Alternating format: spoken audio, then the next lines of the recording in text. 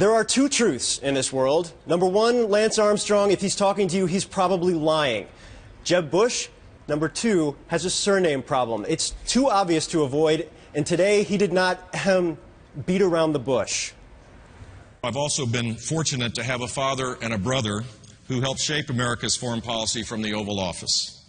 I recognize that as a result, my views will often be held up in comparison to theirs. But I'm my own man, and my views are shaped by my own thinking and my own experiences.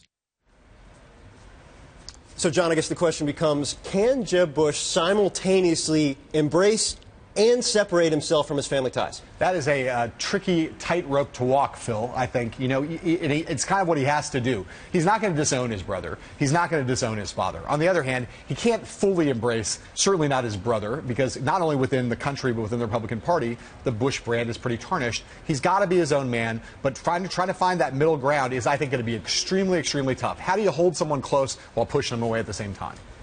Is there a possibility, you get the sense, at least from the speech today and from talking to people around him, that he's going to address that he had a brother and a father in the White House, and then it's going to be spin everything forward, spin everything forward. One, can he do that? And two, if his opponents don't let him do that, will he lose his cool?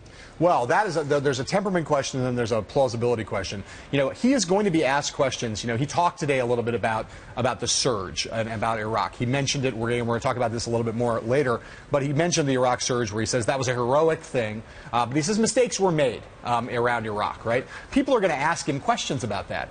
Would you have taken us to war in Iraq? Would you have voted to authorize the Iraq war? What do you think of? Was the Iraq war historically a mistake? Not were mistakes made, but was it a good thing or a bad thing? He's going to have to answer those questions because he's going to hear them, I think, in debate stages and from a lot of reporters going forward. I think just trying to do what he's doing now and walk away from it and say, now I want to look to the future, that will not be enough for him, I don't think. Knowing what you know about Jeb Bush, does he have the temperament to the 80th time he's asked that question again in a forum, be able to just give the same disciplined answer? Well, you know, it's always different whenever you get on a national stage. He is a guy who I think you can tell he's got a little bit of, not a temper exactly, but he can be a little thin-skinned.